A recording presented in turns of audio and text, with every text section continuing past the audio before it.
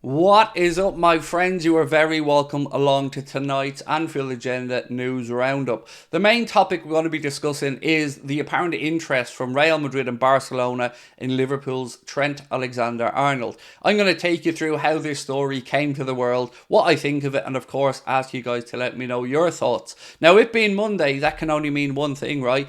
We are being brought to you by the best sponsors out there, our friends at oosh.com. Oosh is the home of giveaways, whether it's cars, cash, tech, holidays, or those all-important football club packages from Liverpool, United and Arsenal. Our friends at Oosh have got you covered. This week, I'm going to draw your attention to two amazing draws. The good news is you can get 10% off by using our discount code AA10 or scanning that QR code in the bottom right-hand corner. But let me tell you about the two draws. I can't believe I'm about to read out the first one. How would you like to win a Range Rover Sport and a Mercedes-Benz? Yeah, you heard me right. A Range Rover and a Merc. Well, for €15 before your 10% discount, you can win a 2018 Range Rover Sport direct from the dealership and a 172 Mercedes-Benz E220 diesel AMG line just for €13.50 with your Anfield Agenda discount. But don't worry, they haven't forgotten about the Liverpool trip that they do every single week. How would you like to go and see Liverpool versus Arsenal at the Carlsberg Hospitality Dugout? Yeah, Carlsberg Hospitality seats are the best in the stadium. You can win them for just €15 before your discount. That makes it €13.50. And the good news doesn't stop there. Not only do you get two seats together in the Hospitality Dugout and the Carlsberg Dugout, you also get one night's accommodation in Liverpool City Centre. You will get yourself €300 in Ryanair voucher if you need them. If you don't, you can take the cash alternative. And all you have to do is scan that QR code in the bottom right hand corner, get yourselves over to oosh.com to be in with a chance to win. And thank you to our sponsors once again. Right, folks,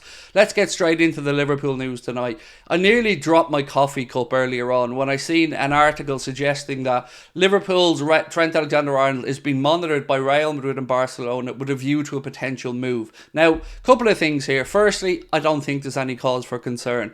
Barcelona, well, quite frankly, they couldn't afford Trent at the best of times, let alone now.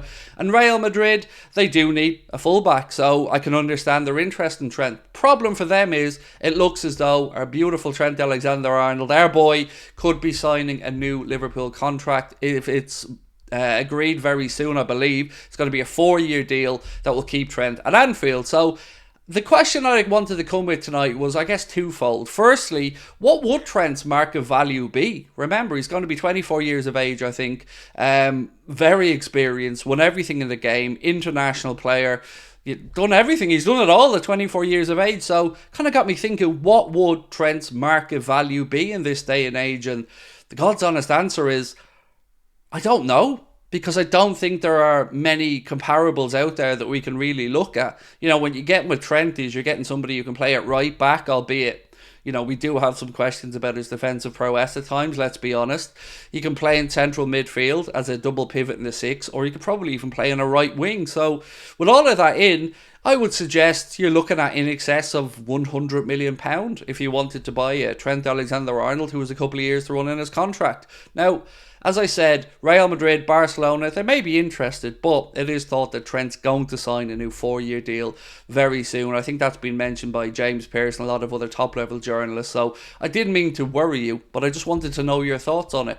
And the second question that I had around Trent Alexander-Arnold is, do you think he will be a Liverpool player for the entirety of his career? Because I do. Not just because, of course, he's a born and bred Scouser, now that he's also our vice-captain. I just think he suits our team, and yes, we still need to find a position to get the best out of him, but I think he is going to be along the lines of a Jamie Carragher. I would have said a Steven Gerrard, but of course he moved on at the very end of his career. But pretty much both of them were one club men. Trent, of course, hasn't flirted with Chelsea like Steven Gerrard did at one point, and I don't think he ever will. So I want to know the two things. What do you think he would be worth, and do you think he'll be a one club man? Now, moving on from this, Mikel Antonio has been stoking the flames a little bit, and I can't quite believe what he's been doing, to be fair. He's done Jurgen Klopp's team talk for him. Basically said that Mohamed Salah was more than willing to leave, that Liverpool should basically be writing this season off because what are they playing for is what he said. And I don't know what he's at, to be honest with you. I do believe that yes, Mo would have taken the move to Saudi if Liverpool had have accepted the offer, but we were never going to accept the offer. He also mentioned £215 million, which was never actually offered to Liverpool. £215 million was just something that was put out there in the media as a potential offer, never arrived at Liverpool's door, so they didn't have to turn it down. The offer that was turned down was £150 million, but that wasn't the whole story. A lot of that was in add-ons. I think about 50 million of it was in add-ons. Some of that attached to Al Ittihad's progress in the Club World Cup. So again, it just seems like somebody trying to say that they're informed, but they're not very well informed, because most of what he said was nonsense. I want to know what you think about it, though. Is it a destabilising tactic? Is it just somebody naively speaking? But I certainly know that if I'm in that Liverpool dressing room, I'm pinning that up on the wall and I'm saying, that's my team talk. He's basically saying that you guys can write this season off, because what are Liverpool really challenging for? Well, I would suggest that first and foremost, Mikel, and I do like Mikel Antonio, by the way. First and foremost, I do think Liverpool are challenging for the Europa League this year, which when we win it, and I said when because I'm that confident, Liverpool will be back in the Champions League as a Pot 1 team. On top of that, I also think Liverpool can justifiably think to themselves, yeah, we're in a title race. Ourselves are still Manchester City, look, head and shoulders above some other teams. Spurs have got off to a good start, but I don't think Spurs are going to be there for the long haul. I think a couple of injuries and their season will drop off a bit. And also, they're Spurs, it's what they do. So I think there is stuff to win this season for Liverpool, and no, we absolutely shouldn't be writing it off. And a bit weird for Mikel Antonio, to be honest with you. No news, by the way, yet as of Jarrell Kwanzaa's situation. Obviously, with the game coming up against Lask Linz this Thursday, watch along will be starting, by the way, from 4:45 p.m. because it's an early kickoff right here on the channel. I'm going to be recording the preview for that game tonight, so that will be coming out tomorrow and Tuesday, where we will have no live content because I'm taking the day off. So if you want to have a watch of that, please do tomorrow. Let me know your thoughts on it.